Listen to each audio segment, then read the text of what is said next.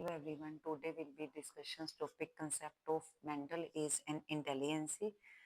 Question चने की मानसिक आजੂ ਤੇ ਬੁੱਧੀ ਅੰਕ ਦੀ ਧਾਰਨਾ concept of mental age ਜਿਸ ਨੂੰ ਅਸੀਂ ਐਮਈ and intelligence question ਨੂੰ ਅਸੀਂ IQ ਕਹਿੰਦੇ ਆ short form ਚ as we used above the term mental and IQ ਇਹ ਕਿਸ ਦੇ ਲਈ ਹੁੰਦੀ ਹੈ ਤੇ intelligence ਟੈਸਟ ਲਈ ਯੂਜ਼ ਹੁੰਦੀ ਹੈ mental age ਦੀ terms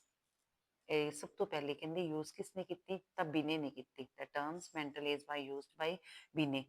ਇੰਟੈਲੀਜੈਂਸੀ ਕੁਸ਼ਚਨਡ ਜਿਵੇਂ ਕਿ ਐਮਏ ਦੀ ਟਰਮਸ ਬਿਨੇ ਨੇ ਦਿੱਤੀ ਤਾਂ ਇੰਟੈਲੀਜੈਂਸੀ ਕੁਸ਼ਚਨ ਦੀ ਫਿਰ ਟਰਮਸ ਕਿਸਨੇ ਦਿੱਤੀ ਤਾਂ ਉਹ ਟਰਮਸ ਦਿੱਤੀ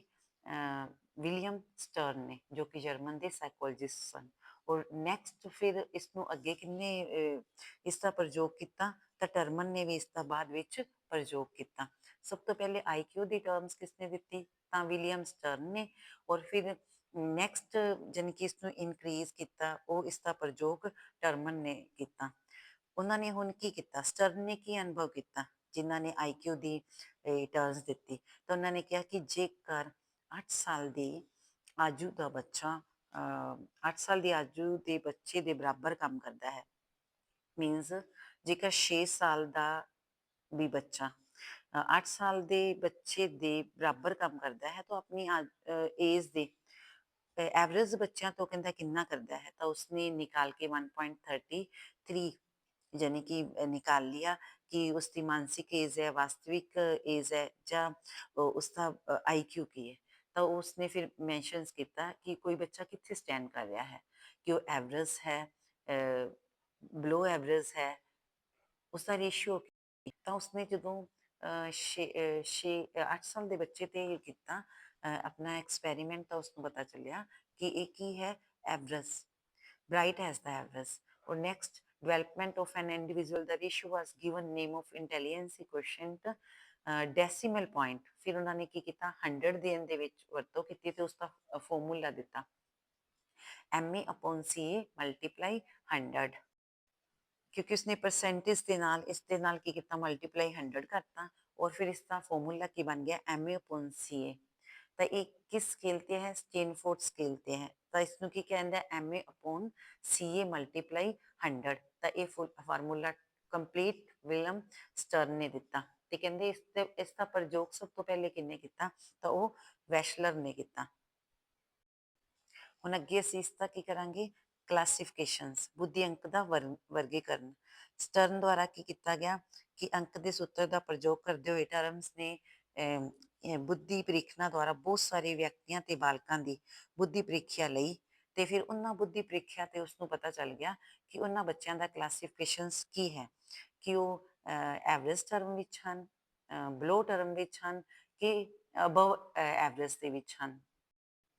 ਤਾਂ ਜਦੋਂ ਉਸਨੇ ਟੈਸਟ ਲਿਆ ਤਾਂ ਉਸਨੇ ਆਈਕਿਊ ਔਰ ਲੈਵਲ ਆਈਕਿਊ ਤੇ ਉਸਦਾ ਲੈਵਲ ਆਫ ਇੰਟੈਲੀਜੈਂਸ ਹੀ ਦੇਖਿਆ ਤਾਂ ਕੀ ਪਤਾ ਚੱਲਿਆ ਕਿ 140 ਐਂਡ ਅਬਵ ਕੀ ਹਨ ਗਿਫਟਡ ਔਰ ਜੀਨੀਅਸ ਸਟੂਡੈਂਟ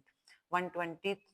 ਤੋਂ 140 ਵੈਰੀ ਸੁਪੀਰੀਅਰ ਜਿਨ ਕਿ ਬਹੁਤ ਵਧੇਰੇ ਬੁੱਧੀ ਵਾਲੇ ਔਰ 110 ਤੋਂ 20 ਸੁਪੀਰੀਅਰ ਉਸ ਤੋਂ ਅਧਿਕ ਬੁੱਧੀ ਵਾਲੇ 90 ਤੋਂ 110 ਜਾਨੀ ਕਿ ਨੋਰਮਲ ਜਾਂ ਐਵਰੇਜ ਉਸ ਦਾ ਸਧਾਰਨ ਬੁੱਧੀ ਵਾਲੇ और नेक्स्ट 75 तो 90 बॉर्डर लाइन एंडल 50 तो 75 मॉन्स जिनके मूर्ख 75 तो बाद जिनकी 25 तो 50 ਮੋੜਨੀ ਪਾਗਲ ਜਿਸ ਨੂੰ ਅਸੀਂ ਇਨਸਾਈਲ ਕਹਿੰਦੇ ਹਨ 25 ਤੋਂ ਘੱਟ ਇਡੀਅਟ ਜਾਂ ਮੂਰਖ ਦੀ ਸ਼੍ਰੇਣੀ ਵਿੱਚ ਆਉਂਦੇ ਹਨ ਇਹ ਕਿਵੇਂ ਪਤਾ ਚੱਲਿਆ ਉਹਨਾਂ ਨੇ ਜਦੋਂ ਬੱਚਿਆਂ ਦੇ ਟੈਸਟ ਲਏ ਬਾਲਕਾਂ ਦੇ ਟੈਸਟ ਬੁੱਧੀ ਅੰਕ ਦਾ ਕਹਿੰਦੇ ਅਸੀਂ ਕਿਉਂ ਕੰਸਿਸਟੈਂਸੀ ਲਗਾਉਂਦੇ ਆ ਤਾਂ ਕਹਿੰਦੇ ਕਿ ਬੁੱਧੀ ਜਿਹੜੀ ਇੰਟੈਲੀਜੈਂਸ ਚੈੱਕ ਕਰਨ ਲਈ 16 ਟੂ 18 ਏਜ ਹੀ ਵਧਦੀ ਹੈ ਜਾਨੀ ਕਿ ਜਿਹੜੀ ਇੰਟੈਲੀਜੈਂਸ ਹੁੰਦੀ ਹੈ ਕਿਉਂਕਿ ਵਧੇਰੇ ਵਿਅਕਤੀਆਂ ਦਾ ਬੁੱਧੀ ਸਤਰ ਇੱਕ ਹੀ ਰਹਿੰਦਾ ਹੈ ਬੁੱਧੀ ਅੰਕ ਤੋਂ ਸਾਨੂੰ ਉਸ ਵਿਅਕਤੀ ਦੀ ਬੌਧਿਕ ਯੋਗਤਾ ਦਾ ਗਿਆਨ ਪ੍ਰਾਪਤ ਹੁੰਦਾ ਹੈ ਕਿ ਉਸ ਦੀ ਇੰਟੈਕਚੁਅਲ ਮਾਈਂਡ ਕਿੰਨਾ ਹੈ ਜਿਵੇਂ ਕਿ ਅਸੀਂ ਇੰਟੈਲੀਜੈਂਸ ਟੈਸਟ ਵਿੱਚ ਕੀਤਾ ਸੀ ਕਿ ਜਿਹੜੀ ਬੁੱਧੀ ਆਪਣੀ ਇੰਟੈਲੀਜੈਂਸ ਇਨਕਰੀਜ਼ ਕਿਸ ਏਜ ਤੱਕ ਹੁੰਦੀ ਹੈ ਤਾਂ 16 ਤੋਂ 18 ਈਅਰ ਤੱਕ ਨੈਕਸਟ ਕੀ ਹੈ ਕਿ ਉਹ ਕਹਿੰਦਾ ਕਿ ਯੂਜ਼ ਆਫ ਇੰਟੈਲੀਜੈਂਸ ਟੈਸਟ ਵੀ ਬੁੱਧੀ ਪ੍ਰੀਖਿਆ ਦੇ ਲਾਭ ਕੀ ਹਨ ਕਹਿੰਦੇ for A purpose of selections ਜਦੋਂ ਅਸੀਂ ਕਿਸੇ ਵੀ ਉਮੀਦਵਾਰ ਦੀ ਸਟੂਡੈਂਟ ਦੀ ਸਿਲੈਕਸ਼ਨ ਕਰਨੀ ਹੁੰਦੀ ਹੈ ਕਿਸੇ ਸਿੱਖਿਆ ਕੋਰਸ ਵਿੱਚ ਦਾਖਲਾ ਲੈਣਾ ਹੈ ਵਿਦਿਆਰਥੀ ਵਜ਼ੀਫੇ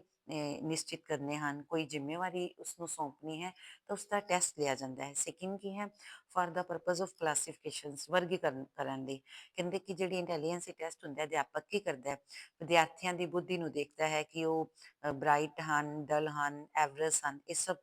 ਔਰ ਨੈਕਸਟ ਕੀ ਹੈ, ਫਾਰ ਪਰਪਸ ਆਫ ਪ੍ਰਮੋਸ਼ਨਸ, ਪਦ ਉੱਨਤੀ ਦੇ ਲਈ ਵੀ, ਕੇਵਲ ਸਿੱਖਿਆ ਲਈ ਨਹੀਂ, ਜੇਕਰ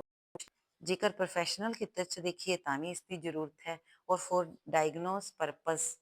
ਡਾਇਗਨੋਸ ਪਰਪਸ ਦਾ ਮੀਨਿੰਗ ਕੀ ਹੈ ਕਿ ਜੇਕਰ ਕਿਸੇ ਨੇ ਇਹਨਾਂ ਬੈਕਵਰਡ ਸਟੂਡੈਂਟਸ ਦੀ ਰਿਸਰਚ ਕਰਨੀ ਹੈ, ਉਹਨਾਂ ਦੀ ਖੋਜ ਕਰਨੀ ਹੈ, ਪਤਾ ਕਰਨਾ ਹੈ ਕਿ ਕਿੰਨੇ ਗਿਫਟਡ ਚਿਲਡਰਨ ਹਨ ਜਾਂ ਕਿੰਨੇ ਬਲੋ ਹਨ ਔਰ ਕਿੰਨੇ ਐਵਰੇਜ ਹਨ, ਤਾਂ ਇਸ ਦੀ ਡਾਇਗਨੋਸ ਕੀਤਾ ਜਾ ਸਕਦਾ ਹੈ ਇੰਟੈਲੀਜੈਂਸ ਨਾਲ, ਯਾਨੀ ਕਿ ਉਹਨਾਂ ਦਾ ਉਪਚਾਰ ਕੀਤਾ ਜਾ ਸਕਦਾ ਹੈ। ਨੈਕਸਟ, ਹੈਲਪ ਇਨ ਰਿਸਰਚ ਵਰਕ। ਕਹਿੰਦੇ ਕਿ ਰਿਸਰਚ ਵਰਕ ਵਿੱਚ ਵੀ ਜੋ ਕਮਿਊਨਿਟੀ ਦੇ ਵਿੱਚ ਹੁੰਦੇ ਹਨ, ਉਹਨਾਂ ਦੇ ਲਈ ਵੀ ਹੈਲਪਫੁਲ ਹੁੰਦੀ ਹੈ। ਤੁਹਾਡੇ ਲਈ ਇਹ ਟਰਮਸ ਲਰਨ ਕਰਨੀਆਂ ਕੰਪਲਸਰੀ ਔਰ ਜ਼ਰੂਰੀ ਵੀ ਹਨ, ਕਿਉਂਕਿ ਐਗਜ਼ਾਮ ਦੇ ਵਿੱਚ ਐਜ਼ ਇਟ ਇਜ਼ ਆਉਂਦੀਆਂ ਹਨ ਕਿ 140 ਅਬਵ ਕਿੰਨਾ ਲੈਵਲ ਆਫ ਇੰਟੈਲੀਜੈਂਸੀ ਹੈ, 120 140 ਕਿੰਨਾ ਹੈ, 110 to 120। Thank you.